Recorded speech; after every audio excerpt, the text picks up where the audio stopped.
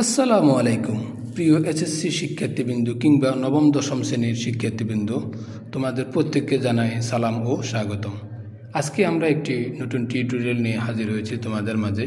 সেটি হচ্ছে চট্টগ্রাম বোর্ড 2024 সালের গণিত সৃজনশীল অংশের গ বিভাগ থেকে ত্রিকোণমিতি ও পরিমিতির অংশের 8 নং যে অঙ্কটি রয়েছে সেই 8 নং অঙ্কটি নিয়ে আজকে আমরা তোমাদের মাঝে হাজির হয়েছি। লক্ষ্য করো, এই যে 8 নং অংশ, এই অংশটা নিয়ে আমরা আজকে ব্যাখ্যা বিশ্লেষণ করব।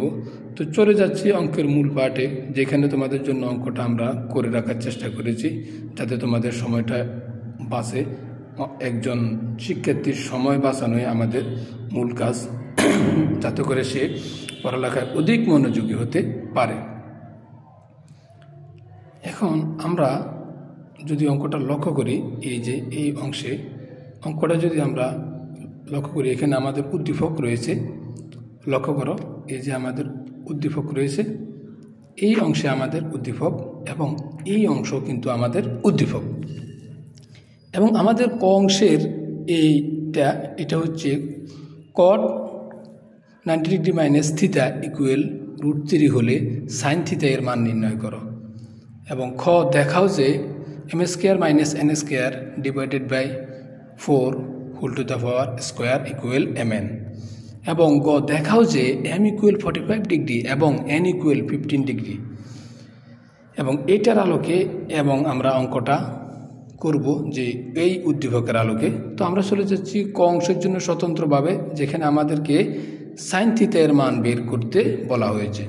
তো আমরা সর্বপ্রথম এই অংশটা যে cot theta 90 degree minus theta equal √3, এটা আমরা দেওয়া আছে দিয়ে এটা আমরা লিখে ফেলব।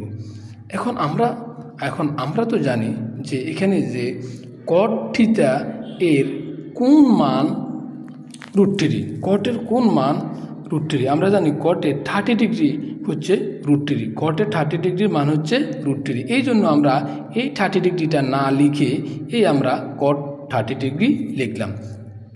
এবং এই জায়গায় কটে কাটা যাবে, কাটা গেলে আর আমাদের কি থাকে, আর আমাদের থাকে হচ্ছে হলো 90 degree minus theta. 90 degree minus theta একদিকে, অপর দিকে 30 ডিগ্রি, এখানে 30 ডিগ্রি থাকে। এখন তাহলে আমরা এখন কি করতে পারি, এখানে আমাদের এই যে থিটাটা রয়েছে, যেটা এই যে থিটাটা, এটা অর্থাৎ বাম দিকে রয়েছে, এটাকে আমরা স্থানান্তরিত করব দিক, তাহলে এটা মাইনাসটা হয়ে যাবে প্লাস। এবং অপরদিকে এখানে আমাদের যে 30 ডিগ্রিটা রয়েছে, এই 30 ডিগ্রি আমরা এটাকেও স্থানান্তরিত করব, তাহলে এটা প্লাস হয়ে যাবে মাইনাস। তাহলে এখানে আমরা যদি লক্ষ্য করি, 90 থেকে 30 বিয়োগ দেব এবং হয়ে যাবে 60 ডিগ্রি, এবং এখানে আমাদের থিটা ঠিকই থাকবে। আরেকটি কাজ আমরা এখানে করে নিয়েছি, পুরো বাম পক্ষকে ডান পক্ষ বানিয়ে দিয়েছি এবং ডান পক্ষকে বাম পক্ষ বানিয়ে দিয়েছি। এইভাবে করে আমরা থিটার মান পাচ্ছি 60 ডিগ্রি। তাহলে আমাদেরকে কিন্তু বলা হয়েছে সাইন থিটার মান বের করার জন্য। তাহলে সুতরাং সাইন থিটা ইকুয়াল, তাহলে সাইনের জায়গায় সাইন থিটার মান যেহেতু 60 ডিগ্রি, তাহলে আমরা এখানে সাইনের সাথেও আমরা এখানে 60 ডিগ্রি লিখব, এই জায়গায় আমরা 60 ডিগ্রি লিখব। তাহলে সাইন 60 ডিগ্রির মান কত, আমরা জানি সাইন 60 ডিগ্রির মান হচ্ছে √3/2। তাহলে সাইন থিটার মান হচ্ছে √3/2। এখন চলে যাচ্ছি আমরা অঙ্ক ক্ষয়ে, যেখানে আমাদেরকে বলা হয়েছে দেখাও যে এটা ইকুয়াল 4, এটা ইকুয়াল mn, এই মানটা এই বামপক্ষ ইকুয়াল mn।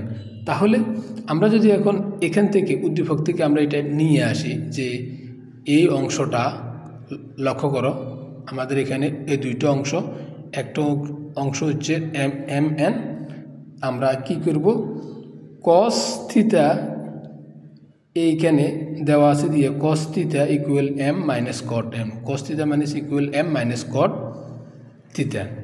এই যে আমরা এটা লিখলাম, এখানে লেখার পরে এই যে এই এমটা আমরা অর্থাৎ এটাকে স্থানান্তরিত করলাম না, এটা প্লাসে রইল। এবং এই যে cot থিটা মাইনাসের, এটাকে আমরা স্থানান্তরিত করে দেব, স্থানান্তরিত করে দিলে এটা প্লাস হয়ে যাবে। তাহলে প্লাস হলে এটা তো স্থানান্তরিত করার দরকার নেই, তাহলে অর্থাৎ পুরো রাশিটাকে আমরা বাম পক্ষ থেকে ডান পক্ষে নিয়ে আসবো এবং এটা ডান পক্ষ থেকে এমটাকে বাম পক্ষে নিয়ে যাব। এখানে কিন্তু n লেখা হয়েছে ভুলে, এটা কিন্তু ভুল হয়েছে, এখানে হবে m। এই জন্য আন্তরিকভাবে দুঃখিত। এবং আরও একটি মান আমাদের আছে কট থিটা। লক্ষ্য করো, কট theta equal n plus cos theta.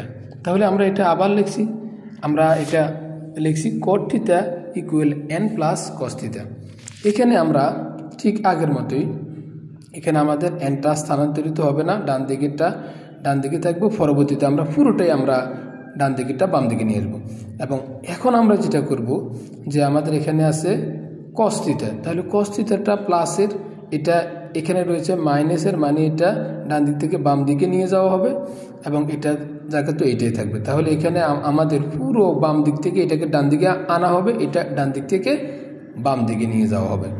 তাহলে আমাদের এখানে যেটা থাকে, আমরা এখানে পাচ্ছি m এর মান, আমরা এখানে পাচ্ছি n এর মান, m এবং n দুটোর মানে পাচ্ছি। আমাদের বাম পক্ষে কি আছে? বাম পক্ষে আছে m square minus n square divided by 4 whole to the power square. তাহলে আমরা এটা এখন m স্কোয়ার মাইনাস n স্কোয়ারের এই যে মানটা, কাজটা আমরা এখন এটা করব m square minus n square. তো এটার জন্য আমরা কি করব, m এর মান কিন্তু আমাদের কিন্তু এটা হলো m এর মান, আমরা এখানে এটা লিখলাম, উপরে আমাদের এখানে স্কোয়ার আছে, স্কোয়ার দেব।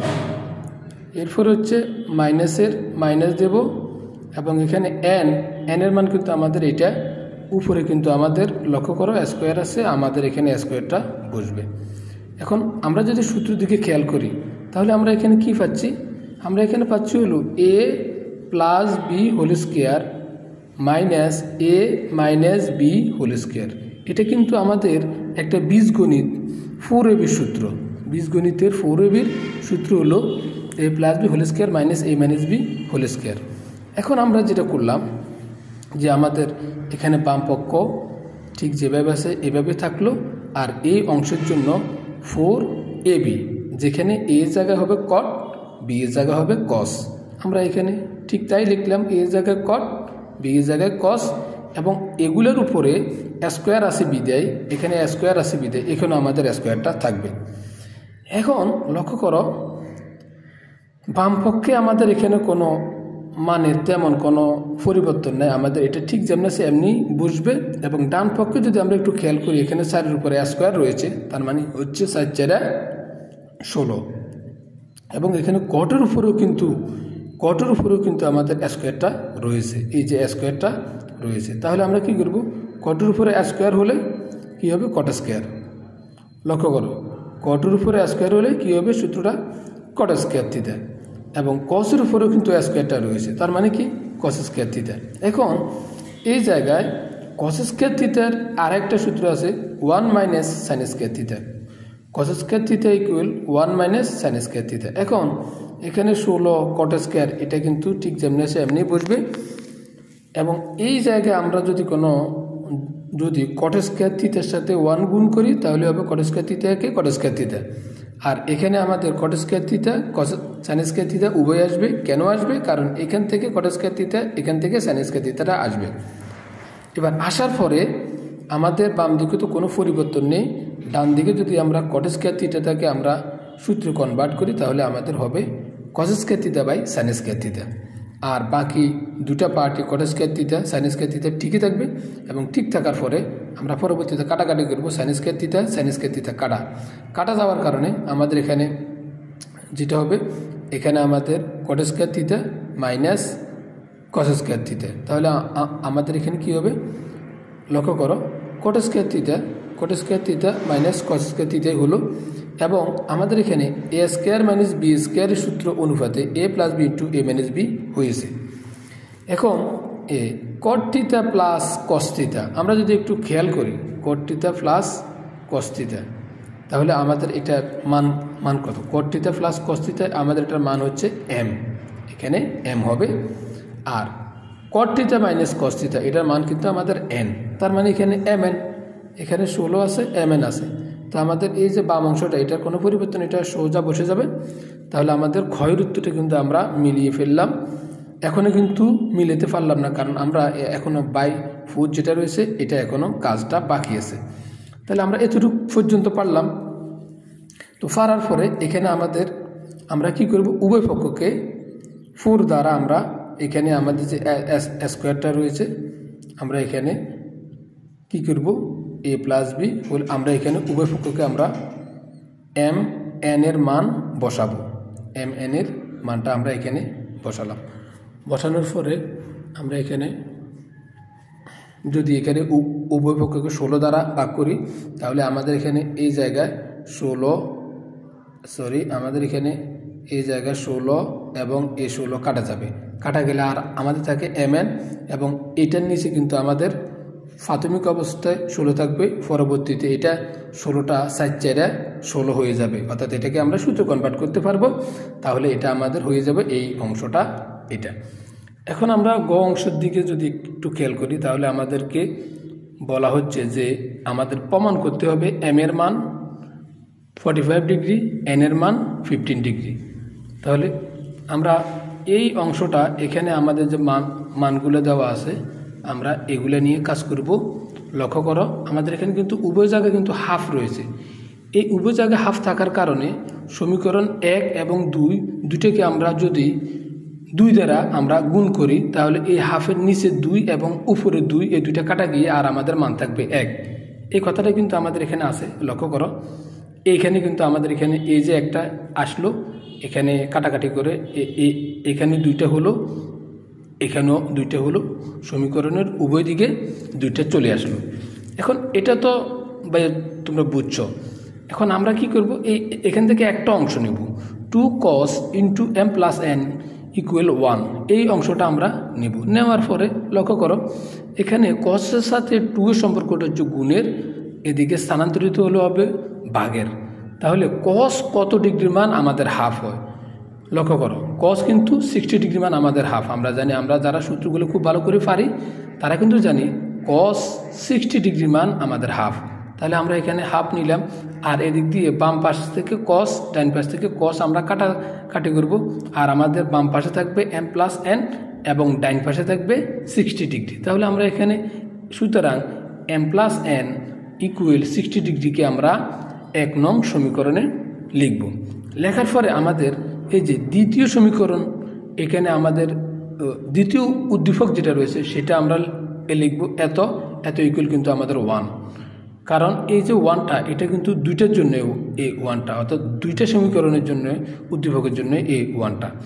তাহলে এখানে আগের সূত্র মাফিক এখানে সাইনের সাথে 2টা গুণের সম্পর্ক স্থানান্তরিত হয়ে ভাগের সম্পর্ক হবে, এবং সাইন কত ডিগ্রির মান এখানে হাফ। আমরা জানি সাইন 30 ডিগ্রি মান হাফ, তাহলে হাফ না লিখে আমরা এখানে সাইন 30 ডিগ্রি লিখব। এবং বাম পাশ থেকে সাইন, ডান পাশ থেকে সাইন কাটাকাটি করার পরে আর এখানে আমাদের থাকে m minus n equal 30 degree. তাহলে আমরা এটাকে m minus n equal 30 degree লিখব। লেখার পরে সমীকরণ এই যে 1 m plus n equal 60 degree, m minus n equal 30 degree, সমীকরণ 1 এবং 2 আমরা যোগ করব। যোগ করলে কি পাবো? যোগ করলে আমরা এখানে লক্ষ্য করো n এ কাটা যাবে, তাহলে আর থাকবে কত? একটা m আর একটা m, তার মানে আমাদের 2টা m হবে। এবং এখানে 60 এবং 30 যদি আমরা যোগ করি, 60 এবং 30 হবে আমাদের 90। তাহলে আমাদের এখানে 2m ইকুয়াল হয় 90। লক্ষ্য করো 2m ইকুয়াল হয় 90। এখন m এর মান কত? তাহলে অর্থাৎ 2 এর সাথে m এর গুণের সম্পর্ক হলে এইদিকে স্থানান্তরিত হলে হবে ভাগের সম্পর্ক, অর্থাৎ 90কে 2 ভাগ করলে হবে 45 এবং ডিগ্রির জায়গায় ডিগ্রি থেকে যাবে। সুতরাং m এর মান হচ্ছে 45 ডিগ্রি। এখন এই m এর মানটা আমরা চাইলে এখানে 1 নং সমীকরণে বসিয়ে দিতে পারি।